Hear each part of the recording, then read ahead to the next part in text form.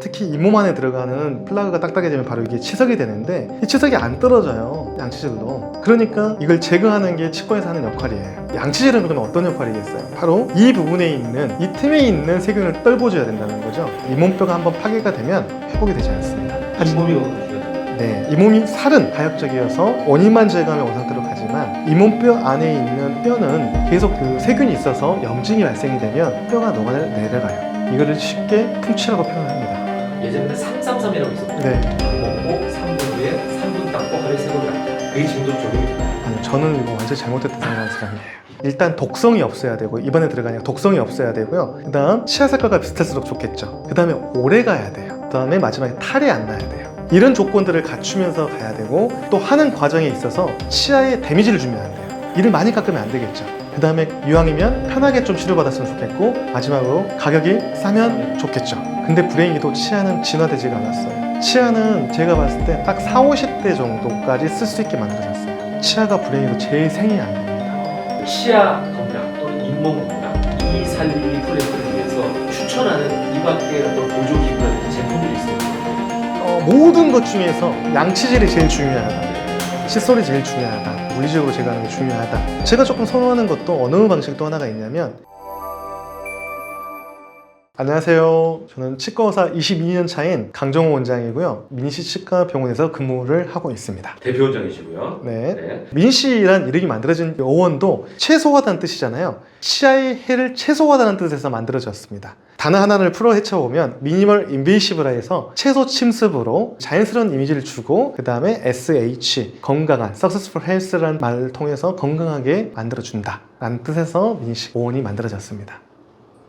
자, 우리가 뭐 가장 근본적인 질문부터 해야 될 것 같아요. 22년 동안 치과 선생님을 하고 계시니까 칫솔질이 굉장히 중요하다는 얘기들 많이 하는데 왜 칫솔질 안 하면 살 수 없잖아요. 칫솔질의 중요성에 대해서 다시 한번 강조해 주시면 좋을 것 같아요. 이미 다 알고 있을 것 같기도 하지만 또 모르는 사람들도 있을 테니까. 구강병의 원인을 먼저 이해를 하셔야 되는데, 충치건, 풍치건 가장 큰 구강병의 원인은 세균입니다. 입안에는 항상 세균이 있는 거는 잘 아시죠? 장내에도 세균이 있는 것처럼 입안에도 세균이 항상 존재를 하는데, 이 세균이 특정 부위에 이렇게 축적이 되게 되면 이게 바로 충치를 일으키던 풍치를 일으켜요. 그런데 이 세균을 없애는 가장 좋은 방법이 바로 칫솔질입니다.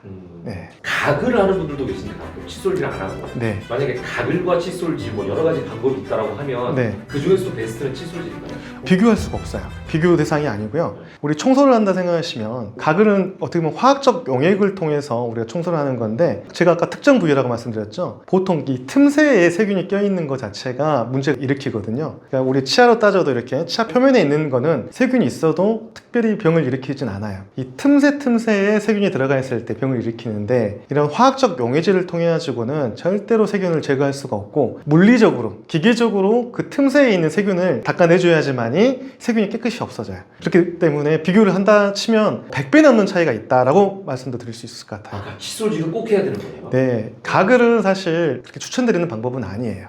우리가 가끔 추천드릴 수 있는 게, 입안 전체가 세균의 밸런스가 깨져 있거나 너무 세균이 많거나 했을 때는 가글이 어느 정도 효과는 있겠지만, 그 소금물 용액 가지고 양치하는 것도 그런 원리예요. 근데 오히려 그런 가글을 많이 써버리면 입안에 세균이 오히려 없어져요.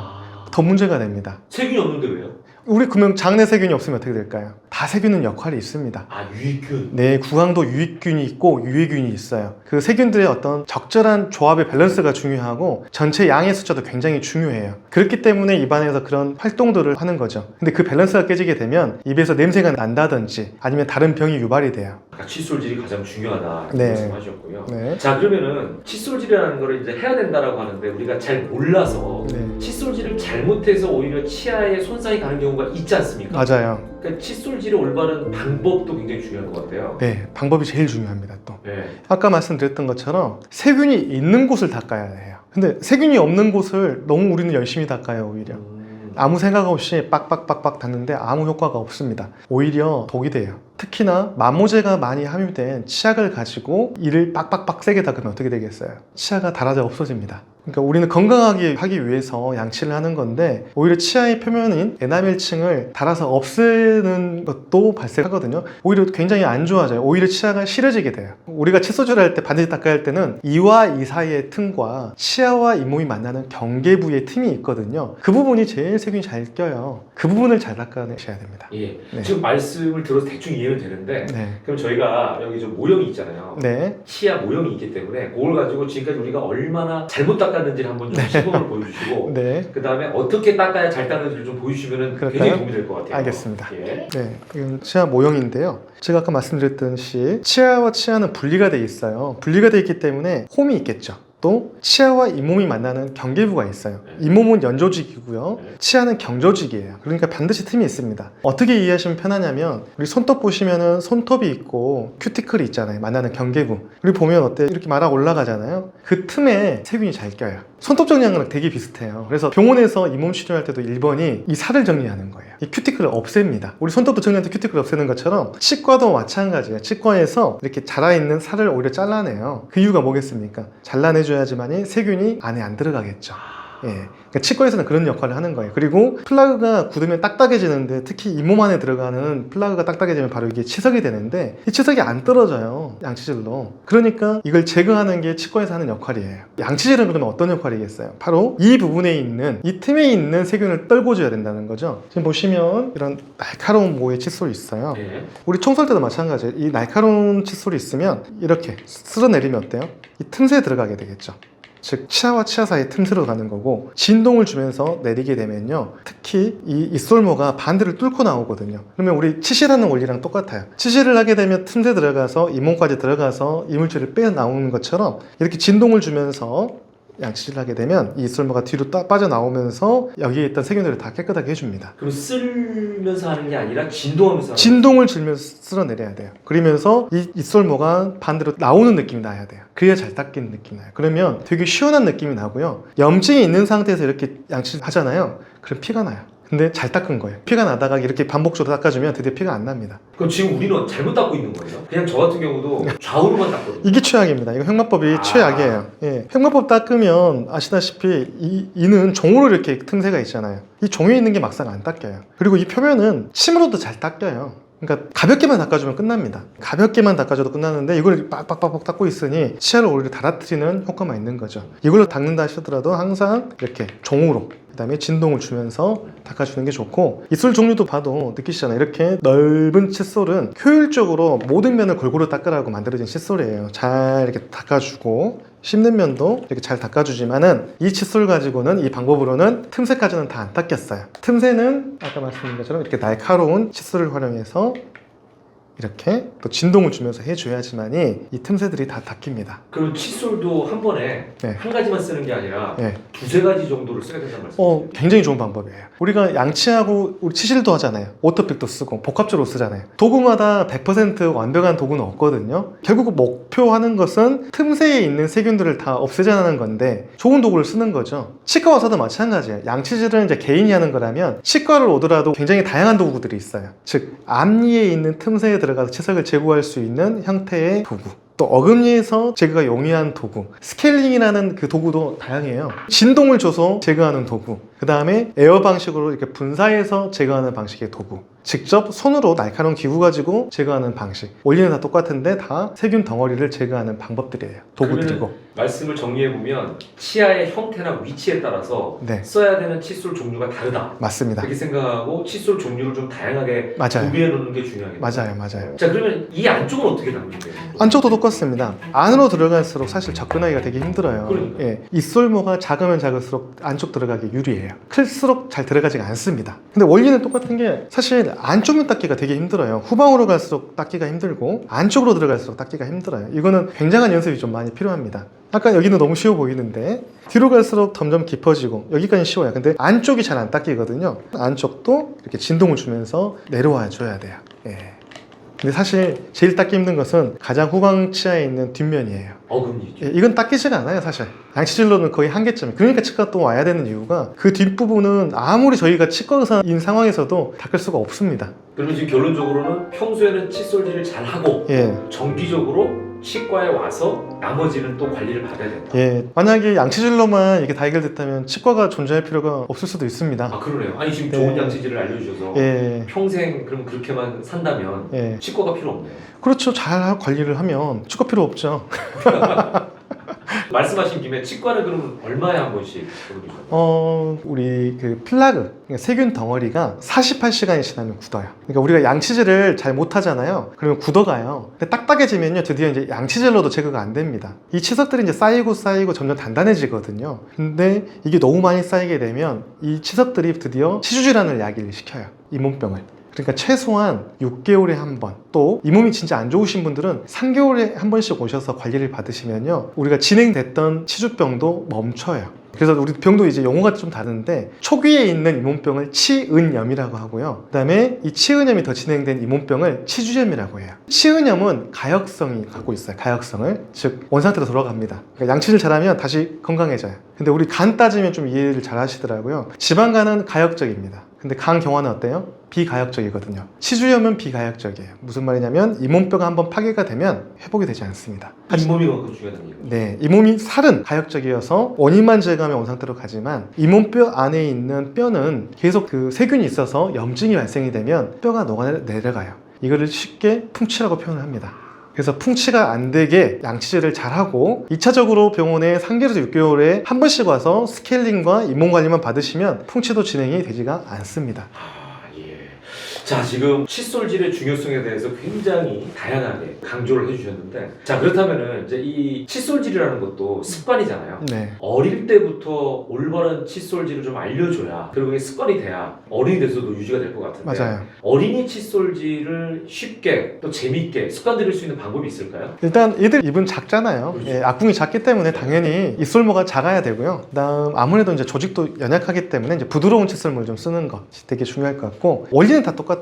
근데 애일 때는 충치가 좀 잘 생기거든요. 특히 씹는 면이라든지 치아 사이 충치가 되게 잘 생겨요, 성인에 비해서. 그래서 이왕이면 이 씹는 면들도 잘 닦아줘야 돼요. 즉 홈이 있는 면들을 좀 잘 닦아줘야 돼요. 성인들은 치아와 치아 사이에 아까 잇몸 경계라 했다면, 어린아이들은 그 씹는 면에 홈들이 있어요. 거기를 좀 잘 닦아줘야 돼요. 그래서 아시다시피 치료도 있습니다. 치아 홈 메우기라는 것도, 그 홈을 미리 메워놓으면 그만큼 세균이 그쪽 들어가는 걸 막기 때문에 그 홈 메우기 하는 것도 그런 원리라 보시면 돼요. 아이들의 치아는 더 약하다 말씀하셨잖아요. 네. 그러면은 손상이라든지 또는 그 이가 썩는 경우에 어른보다 그 속도가 더 빠르겠네요. 훨씬 빠릅니다. 그런데 얘들은 장점이 있어요. 유치는 얼마 안 쓰고 뽑습니다. 그렇죠. 근데 연구치는 평생을 써야 되잖아요. 유치는 좀 썩어 있거나 하더라도 이를 갈아버리면 되기 때문에 그렇게 큰 데미지가 없어요. 그거보다 더 중요한 건 그 다음에 나오는 연구치 관리는 평생을 써야 되기 때문에 너무너무 중요합니다.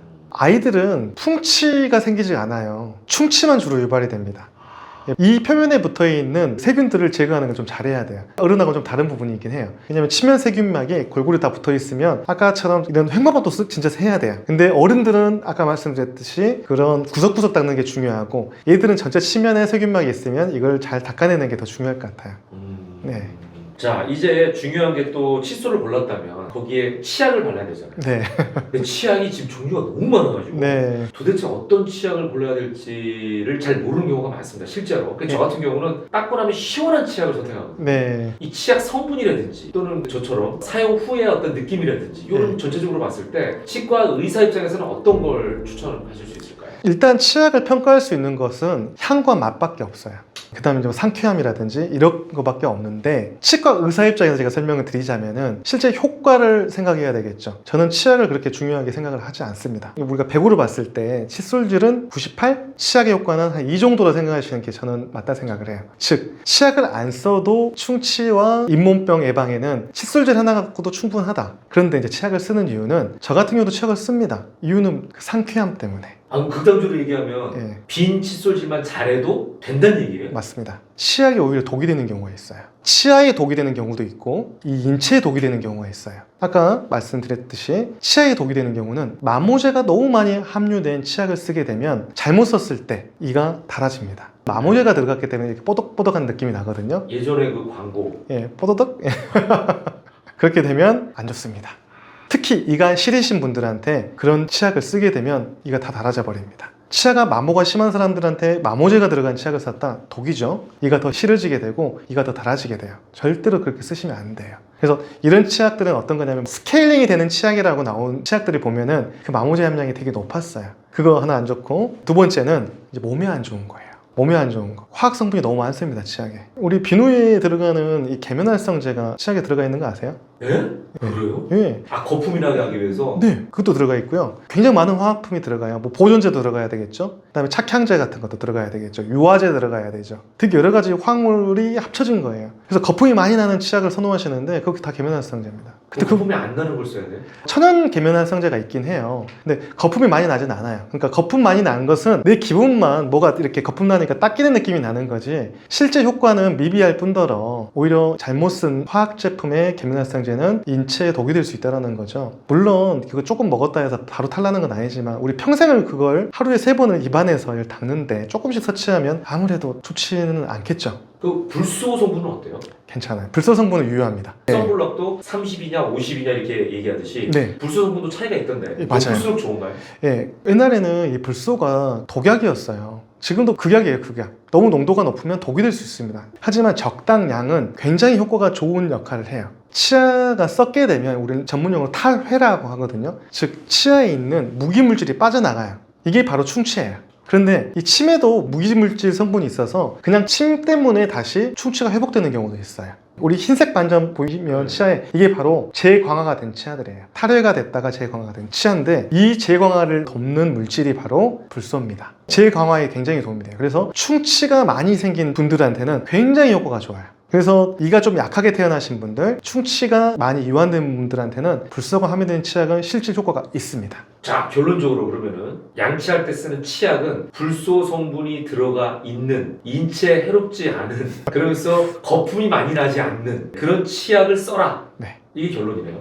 또 추가를 하자면 실질적으로 이를 안 시리게 하는 유효 성분이 들어간 치약도 있어요. 두 가지 기전이 있는데, 하나는 감각을 무디게 하는 방법이 있고요. 치아가 시린 원인은 이 껍질이 이렇게 벗겨져서 시린 경우가 있거든요. 그 껍질을 약간 막아주는 기능이 있는 치약도 있어요. 그래서 이렇게 이가 시렸을 때는 아까 금기시 되는 거는 마모제가 많이 들어간 치약을 쓰면 안 되고, 오히려 두 가지 효과가 있는 치약을 쓰면 어느 정도 시린되는 효과가 있습니다.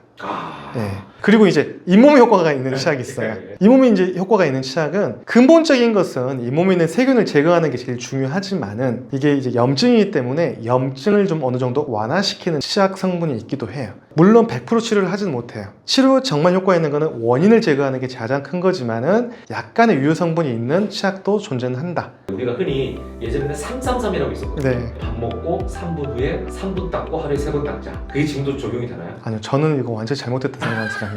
일단 저 의사 입장으로 다시 네. 말씀드릴게요. 저는 하루에 한 번이라도 제대로 닦자. 자주 닦는다고 좋은 건 아니다. 방법이 되게 중요하다. 한 번이라도 꼼꼼하게 닦자. 어디냐? 바로 아까 치아 경계부기다. 이 부분은 정말 꼼꼼히, 그리고 도구가 굉장히 중요하다. 올바른 도구를 가지고 제대로 닦아야지 자주 닦는 거 의미 없고요. 그 다음에 음식 먹고 바로 닦는 것도 오히려 안 좋을 수 있어요. 음식 먹고 나서 어느 정도 시간이 지난 다음에 닦는 게 오히려 좋습니다. 오히려 음식 먹고는 가글을 해주는 게 좋아요. 그냥 물로 가글 충분하게 해준 다음에 한 10분 정도 지난 다음에 양치를 해주는 게 좋아요. 이유가 있습니다. 그 산성물질 같은 걸 먹었을 때는 아까 탈해가 되거든요. 이게 굉장히 물러져요, 치아가. 근데 물러진 치아에다 기계적으로 빡빡 닦으면 또 어떻게 되죠? 쉽게 또 닳아져서 없어질 수가 있어요. 그래서 식사 후에는 물로 가글을 깨끗하게 해주고 한 10분 정도 지난 다음에 양치하는 게 더 맞다, 저는 개인적으로 생각을 하고 있고요. 그 다음에 잇몸병 예방을 위해서는 꼼꼼하게 하루에 한 번 정도는 정말 10분이 되더라도 꼼꼼하게 닦아주는 거예요. 저는 그렇게 하거든요. 왜냐면 바쁜 일상 속에서 좀 대충 닦을 때도 있지만은 최소한 집에 있을 때 자기 전에 반드시 10분 정도를 꼼꼼하게 이 잇몸 사이사이들을 놓치지 않고 닦는 게 더 중요하다, 저는 생각을 하고 있습니다. 네. 우리 옛 속담에도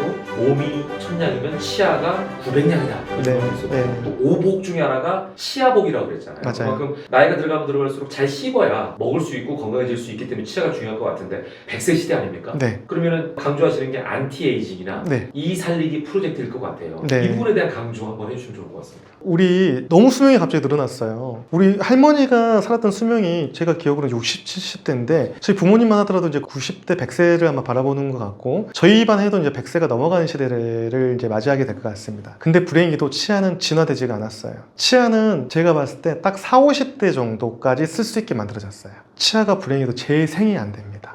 태어났던 치아는 그대로 평생 쓰는 거거든요. 그래서 우리 요즘 임플란트 많이 하잖아요. 왜? 평생 써야 할 치아가 그 중간 과정에서 잇몸이 안 좋아서 뽑힌다든지 아니면 치아가 금이 간다든지 아니면 이가 닳아진다든지 하면서 결국은 이가 뽑히게 돼요. 그러면 이를 안 뽑히게 해야 되잖아요. 그럼 안 뽑히게 하려면 내 치아를 잘 보존해서 써야 돼요. 그러니까 양치질도 그래서 그 일환 중에 하나고 치과를 오시라는 이유도 이 치아를 평생 쓰게 하는 걸 목표로 잡아야 되는 거지 이걸 빨리 뽑아서 임플란트 하는 게 정답이 아니에요. 임플란트는 절대 내 치아를 대체할 수준의 물질이 아닙니다. 내 치아가 제일 좋아요. 지금 과학기술이 굉장히 많이 발전해서 소재 기술도 많이 발전해서 아까 에나멜이 없어졌다 했잖아요. 그 에나멜을 대체할 수 있는 비슷한 소재도 지금 만들어졌고 그동안 이를 복구하면서 굉장히 이를 많이 깎았는데 내 치아를 많이 깎지 않으면서도 내 치아랑 비슷한 소재를 가지고 코팅하듯이도 복구가 가능해졌어요. 그게 미니시 아닙니까? 맞습니다. 결국 내 치아를 뽑지 않고 평생 쓰게 하는 치료의 방법이 이제 대두가 됐고 꼭 민시를 하는 게 중요한 게 아니에요. 민시도 안 하게 관리를 철저하게 하면 어느 정도 막을 수가 있어요. 제가 계속 강조하는 예방이 중요하다. 올바른 관리법으로 내 치아를 평생 쓰게 하는 게 중요하다. 근데 어쩔 수 없이 망가졌다면은 이를 뽑기보다는 내 치아를 다시 한번 활용해서 사용하는 게 중요하다. 자, 많은 시청자분들이 궁금해하는 게 또 입냄새 부분입니다. 사실 사람과 만나다 보면 신경이 많이 쓰이는 부분이 특히 나이가 들어갈수록 입냄새에 대해서 네. 굉장히 신경을 많이 쓸 수밖에 없거든요. 네. 양치질을 해도 입냄새를 없애기가 쉽지 않은데 입냄새를 관리하는 특별한 방법들이 있을까요? 항상 병은 원인을 잘 파악을 해야 돼요. 증상이 같더라도 원인이 다른 경우가 너무 많아요. 냄새가 난다라고 생각하시면 어디서 냄새가 나죠? 잘 보시면 썩은 곳. 맞아요. 그러니까 유기물이 부패된 곳이에요. 음식물 쓰레기통 냄새 심하죠? 맡고 싶지 않죠. 네. 화장실에서 어떤 특정 부위에 냄새가 나는 데들이 있죠. 하수구라든지. 입에서 냄새 나는 말은 동일합니다. 즉 유기물질이 부패돼서 냄새가 나는 건데요. 부패가 되는 원인은 바로 어떤 거냐? 바로 세균입니다. 특정 유기물질이 있다라는 거예요. 어느 부분에. 그 유기물이 부패되는 과정에서 냄새가 나요. 음식물 찌꺼기가 이 몸 사이에 계속 있다 생각해 보세요. 그러면 냄새가 납니다. 충치가 생겨도 냄새가 나요. 왜 그러겠어요? 충치라는 게 세균이 썩게 하는 거잖아요. 그래서 충치가 많이 생기면 냄새가 납니다. 또 풍치가 생겨도 냄새가 납니다. 왜 그러겠습니까? 그 잇몸 안에 세균이 들어가 있기 때문에 냄새가 나요. 즉 충치가 있어도 풍치가 있어도 전조 증상으로 먼저 냄새가 나는 거예요. 또 진행 과정이 더 진행되면 냄새가 더 심해지는 거고요. 그렇기 때문에 입냄새가 난다는 건 무슨 말이냐? 내가 어딘가 충치나 풍치 등 구강병이 진행하고 있다고 생각하시면 돼요. 또 세균이 비정상적으로 아직 병은 없지만 비정상적으로 입안에 많아요. 그래도 냄새가 날 것이고요. 그러니까 양치를 안 하면 어때요? 냄새가 나죠. 똑같습니다. 이 입안 곳곳에 세균이 있기 때문에 냄새가 나는 거고요. 또 위장 상태가 안 좋아도 냄새가 납니다. 그것도 원인이 똑같아요. 위장이 안 좋아서 음식물들이 이렇게 역류해서 욱 올라오면 또 냄새가 나겠죠. 또 편도적인 염증 같은 거 있어도 냄새가 난다고 하거든요. 즉 어딘가는 세균이 지금 살고 있다, 부패되고 있다 라면 냄새가 나는 거기 때문에 입냄새가 난다는 것은 양치로 가볍게 없어지면 그건 단순하게 입냄새를 제거를 한 건데 만약에 양치를 하고서도 입냄새가 사라지지 않으면 반드시 병원 가보셔야 됩니다. 치료를 받아야 되는 거예요? 네, 이거는 구강병이 진행되고 있다는 거예요. 원인이 충치일지 풍치일지 몰라요. 하지만 병은 진행되고 있으니까 반드시 치과를 가보셔야 됩니다. 위인 경우에는 이제 내과를 가면 되겠지만 예, 네.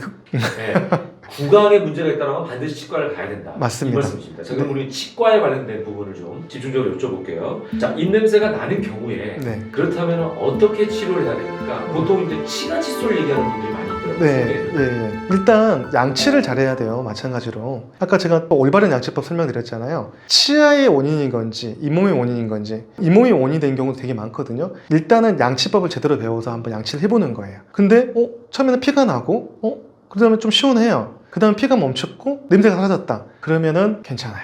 그거 이제 거기에 문제가 있었던 거고. 네, 왜냐면 초기 치은염이었던 거예요. 그런데도 양치를 잘 꼼꼼히 하고 했음에도 불구하고 냄새가 난다. 이것은 진행된 충치가 있든지 진행된 풍치가 있는 거예요. 이럴 경우에는 뒤도 돌아보지 말고 바로 치과로 바로 오셔야 됩니다. 그럼 치간 칫솔이라는 건 어떤 유용성이 있는 거예요? 원리가 똑같죠. 치간 칫솔은 이를 닦는 게 아니라 이와 이 사이와 이 몸이 만나는 틈이 있거든요. 거기를 닦는 거예요. 제가 아까 보여줬던 칫솔도 치간 칫솔은 똑같은 원리예요. 치간 칫솔도 그 사이를 뚫고 나가잖아요. 그러면서 깨끗이 닦는 것처럼 아까 제가 보여드렸던 그 양치법도 이 사이를 뚫고 나가라는 거예요. 틈새에 있는 이물질들과 세균을 깨끗이 제거하라, 그 뜻입니다. 룰아웃이라고 하는데 가장 쉬운 것부터 먼저 시행을 하고 이걸로 없어지면 되잖아요. 하지만 그게 사라지지 않는다면 다음 단계를 이제 활용을 해야죠. 자, 방금 전에 이제 미니시에 대해서 언급을 하셨어요. 본격적으로 미니시, 우리가 100세 시대에 이를 건강하게 오래 갈 수 있는 가장 좋은 방법이 미니시라고 강조할 수 있나요? 네, 맞습니다. 여러 가지 방법들이 있는데. 네, 여러 가지 방법이 있죠. 치과 치료는 과학기술과 소재의 발달과 동일시가요. 우리가 원하는 바를 해주면 되거든요. 치과 치료 어때요? 옛날에 우리 어렸을 때 생각하시면 막 금으로 때우고 뭐 은 같은 거 아말감으로 때우고 쇠 같은 걸로 이 씌우기도 하고 또 플라스틱 같은 걸로 채우기도 하고 또 요즘은 세라믹 가지고 이를 덮어 씌우잖아요. 그러면 어떤 재료가 좋나 잘 생각해 보시면 일단 독성이 없어야 되고 입안에 들어가니까 독성이 없어야 되고요. 그 다음 치아 색깔과 비슷할수록 좋겠죠. 그 다음에 오래 가야 돼요. 그 다음에 마지막에 탈이 안 나야 돼요. 이런 조건들을 갖추면서 가야 되고 또 하는 과정에 있어서 치아에 데미지를 주면 안 돼요. 이를 많이 깎으면 안 되겠죠. 그 다음에 이왕이면 편하게 좀 치료받았으면 좋겠고 마지막으로 가격이 싸면 좋겠죠. 이런 걸 다 만족시키면 최고의 진료가 되는 거예요. 그렇기 때문에 연구를 해야 됩니다. 기술이라는 건 멈춰있지가 않아요. 그러면 어디서부터 기술이 출발을 하느냐, 임상가들이 하면서 기술이 만들어져야 되는데 임상가들이 그런 노력을 하지 않으면 기술은 발달하지가 않아요. 가장 치아랑 비슷한 재료를 어떻게 하면 이를 안 깎으면서 내 치아랑 똑같이 하고 나중에 탈이 나지 않고 오래 쓰게 만들까 하는 발전의 연속이에요. 그래서 민실한 용어를 말씀을 드렸지만 실질적으로 그런 과정을 15년 넘게 하고 있습니다. 그래서 제가 회사를 만들었던 이유도 바로 그 이유고요. 단순 병원만 운영하는 게 아니라 회사를 만들어서 더 좋은 소재, 즉 치아랑 가장 더 유사한 소재, 더 정밀한 가공 방법, 더 정밀한 접착들 이런 것들을 계속 개발하고 계속 연구해서 지금 이렇게 만들어 놓은 거죠. 근데 이제 민희 씨가 오해를 받았던 게 초창기 때는 앞니에다 많이 하니까 이거는 예뻐지는 미용 치료야 라고 생각을 했는데 지금은 어금니까지 다 합니다. 즉 씹는 부위까지 얇게 만들어서 코팅을 해도 깨지지가 않아요. 왜? 내 치아랑 워낙 유사하게 만들면서 정밀하게 만들고 치아랑 가장 비슷하게 만들기 때문에 오히려 단단한 재료보다 탈이 나지 않고 오래 쓸 수 있게 된 거죠. 이렇게 검증을 하려면 굉장히 오랜 시간이 필요해요. 그 다음에 많이 해봐야 돼요. 그러니까 저희 같은 경우는 17만 케이스가 넘게 했고 15년이 넘는 기간 동안 이거를 검증을 해왔기 때문에 당당하게 말씀을 드릴 수가 있는 거지, 단순하게 보여지는 거는 다 비슷한데 이런 오랜 시간이 안 만들어졌다면 이거는 다 사기가 될 수 있습니다. 지금 충분한 시간이 지났고 이런 방식이 검증이 됐기 때문에 다양한 사람들한테 임상 적용을 하면서 지금 시행을 해오고 있습니다. 이런 경우가 있어요. 우리 라미네이트 들어보셨죠? 네. 크라운. 가장 흔하게 했던 미용 치료 중에 하나죠. 신미라는 미용의 목적을 100을 얻기 위해서 뭘 희생시켰냐면 치아의 건강을 희생시켰단 말이에요. 그러니까 이쪽은 점수가 높은데 이쪽은 너무 낮아요. 또 레진 같은 경우는 굉장히 간단하고 치료법도 편하고 심리적으로도 우수해요. 근데 이 재료는 오래 가질 못해요. 일장일단이 있는 거죠. 금은 또 좋습니다. 금은 잘 탈이 안 나요. 금은 연선전성이 있어서 틈새를 잘 메꾸거든요. 그래서 잘 탈이 안 나고 오래가는 장점이 있는데 그렇죠. 심리적으로 문제가 있는 거죠. 결국은 세라믹이라는 재료가 굉장히 치아랑 유사하고 세라믹 중에서도 특정 세라믹이 굉장히 치아랑 비슷하거든요. 그리고 또 이걸 정밀하게 만들면 틈새가 잘 안 생겨요. 우리 다 탈나는 거는 틈새에서 생기거든요. 틈에 세균이 들어가서 생긴다고 제가 아까 말씀드렸죠. 화장실 가면 타일과 타일 사이는 때가 잘 낍니다. 예, 근데 이게 딱 붙어있다 생각해보세요. 세라믹은 매끈하기 때문에 때가 잘 안 끼지만은 틈새가 있는 이 매질 부분은 때가 잘 껴서 까맣게 보이잖아요. 여기서 탈이 나는 거예요. 즉 틈새가 완전히 메꿔져 있고 표면이 매끈하고 한다면 세균이 침투를 못하면서 치아를 그대로 오래 쓸 수가 있어요. 세라믹이 되게 화학적으로 안정성 높아서 숭치도 잘 생기지도 않고 또 치아랑 비슷하기 때문에 깨져지는 게 아니라 닳아져 갑니다. 이렇게 해야지만이 내 치아처럼 쓸 수가 있는 거예요. 그래서 목표는 뭐냐면 민희 씨는 목표가 바로 내 치아랑 똑같이 만들어서 탈나지 않으면서 오래 쓰게 하는 게 목표입니다. 강 원장님, 네. 미니시 할래요. 미니시를 한마디로 말씀드리면 치아 복구 솔루션이다. 이를 복구할 수 있는 하나의 방법이다. 그러면 어떻게 복구하느냐? 내 치아랑 가장 비슷한 재료를 치아에 손상을 주지 않으면서 오래 쓸 수 있게 내 치아랑 똑같이 만드는 복구 방법이다 라고 이해하시면 되고요. 대상은 어금니도 가능하고 앞니도 가능하고 틀어진 치아도 가능하고 특히 노화된 치아들, 특히 에나멜이 손상된 치아에는 가장 좋은 해결 방법이다 생각하시면 될 것 같습니다. 아까 그 잠깐 말씀하셨는데 이걸 이를 닦다 보면 피가 난다라는 경우 네. 아까 풍치가 있는 경우에도 피가 나서 네. 계속 닦다 보면 사라질 수 있다 말씀하셨잖아요. 네. 그 경우하고 피가 나서 위험한 경우하고 이렇게 구분이 되나요? 우리가 염증에 대해서 이해를 하셔야 되는데요. 염증은 외부에서 우리 몸에 침투를 했을 때 발생하는 몸의 어떤 면역 반응이에요. 특히 세균이 들어오게 되면 우리 몸은 이 세균을 막기 위해서 백혈구에 있는 면역세포들을 빨리 보내야 되기 때문에 이 몸에 있는 혈관을 확장시킵니다. 그 다음에 혈류가 굉장히 풍부해지죠. 그러면서 부어요. 이게 바로 면역 반응이거든요. 혈류가 풍부해지니까 어때요? 살짝만 톡 건드려도 피가 납니다. 근데 피가 났다고 해서 해결되는 게 아니라 아까 말씀드렸던 원인인 세균을 깨끗하게 제거를 하게 되면 원인이 사라졌잖아요. 그러면 염증 반응이 있을 필요가 있을까요? 그러니까 다시 붓기가 빠지게 되는 거예요. 정상으로 돌아가는 거죠. 하지만 이 세균을 제거하는 과정에서 부었던 잇몸을 건드리게 되기 때문에 피가 터지게 돼요. 근데 나쁜 게 아니라는 거죠. 그건 일시적인 현상이에요. 그리고 오히려 마사지 효과가 되기 때문에 혈류를 더 풍부하게 만들어줍니다. 더 빨리 낫게 만들죠. 근데 염증이 없는 상태에서 피가 났다. 그거는 세게 닦은 거예요. 찔린 거예요. 다친 겁니다. 외상. 잘못 닦은 거예요. 그러니까 염증이 없는 상태에서 이걸 했다는 것은 이제 외상인 거고, 웬만하면 다 이제 피가 나는 원인들은 거의 다 염증이 있기 때문에 이제 피가 나는 거니까 너무 걱정 안 하셔도 됩니다. 그러면 염증이 있는 경우에 피가 나더라도 계속해서 닦다 보면 개선된다. 개선됩니다. 근데 이게 뭐 일주일 이상이 간다. 그러면 이제 다른 걸 의심해 봐야 돼요. 예를 들어서 피가 잘 안 멈추는 질환들이 있거든요. 그렇다든지 아니면은 피가 잘 안 멈추는 약을 먹는 경우가 있어요. 아스피린 같은 아스피린. 예, 그런 경우는 이제 양치를 하더라도 피가 안 멈춰요. 그런 경우 좀 주의를 하셔야 되겠죠. 예. 많은 분들이 대체적으로 치간 칫솔을 많이 쓰시거든요. 네. 혹시 치과 의사로서 치간 칫솔을 쓰고 싶어하는 분들에게 치간 칫솔은 이런 걸 좀 선택하세요, 이런 팁도 있을까요? 네, 치간 칫솔의 크기가 있어요. 그리고 치아 사이에 공간의 크기도 있단 말이에요. 그 공간 크기하고 잘 맞춰야 되겠죠. 공간이 너무 큰데 칫솔이 작으면 하나만 하겠죠. 어느 정도 타이트하게 좀 맞아떨어져 줘야 돼요. 근데 또 반대로 공간은 작은데 큰 치간 칫솔을 억지로 넣어서 하는 경우가 있어요. 그 경우는 진짜 피가 나고요. 외상을 입기도 하고 오히려 공간이 계속 커집니다. 그러니까 억지로 할 필요는 없다라는 거예요. 이쑤시개 하다 보면은 맞아요. 이쑤시개. 그래서 이쑤시개 쓰면 안 된다는 말이 여기랑 일맥상통한 거예요. 굳이 없는 공간을 우리가 공간을 만들기 위해서 막 쓰는 거는 좋은 방법이 아니에요. 근데 어쩔 수 없이 공간이 만들어졌어요. 근데 그 공간하고 사이즈를 맞추기 위해서 치간칫솔을 사용했다. 그러면 적당한 크기에 어느 정도 타이트해서 세균이 제거가 될 정도의 사이즈를 갖는 치간칫솔을 써야지 너무 억지로 크다든지 아니면 너무 작다든지 하면 효과가 없을 겁니다. 치아 건강 또는 잇몸 건강 이 살리기 프로젝트를 위해서 추천하는 이 밖에 어떤 보조 기구라든지 제품들이 있으면 좀 정리해 주시죠. 모든 것 중에서 양치질이 제일 중요하다. 네. 칫솔이 제일 중요하다. 물리적으로 제거하는 게 중요하다. 제가 조금 선호하는 것도 어느 방식도 하나가 있냐면 수압으로 뿌리는 방식도 있거든요. 워터픽. 예, 이런 것들도 굉장히 좀 유용해요. 우리가 청소할 때 틈새를 잘 생각해 보시면 되거든요. 이 틈새에 잘 들어가는 것들은 다 좋은 방법들이에요. 그래서 저는 그 방법도 굉장히 유용하다는 생각을 하고 있고, 세균을 효율적으로 제거하기 좋은 방법인데 내가 좀 편하거나 효율적이면 좋은 방법이라는 거죠. 그래서 다시 강조하지만 세균을 제거할 수 있는 양치법과 병원에서 하는 스케일링은 내 치아를 평생 쓰게 하기 위한 가장 가성비 좋은 방법이다라는 걸 꼭 명심하셔야 할 것 같습니다.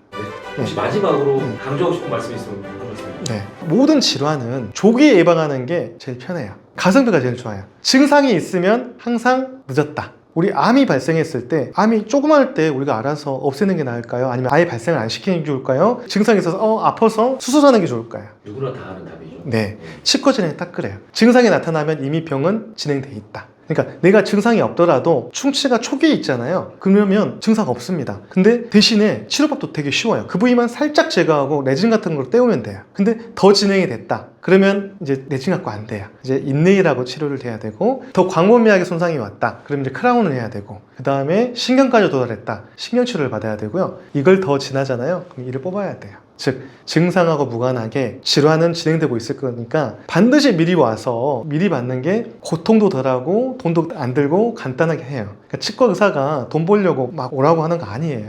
차라리 늦게 오는 게 어떻게 보면 경제적으로는 더 치과가 좋을 수 있어요. 예. 제가 계속 강조하지만 예방이 제일 좋은 방법이라는 걸 반드시 명심하셔야 됩니다. 예. 고맙습니다. 네. 예. 여러분께 양질의 콘텐츠를 제공할 것을 약속드리겠습니다.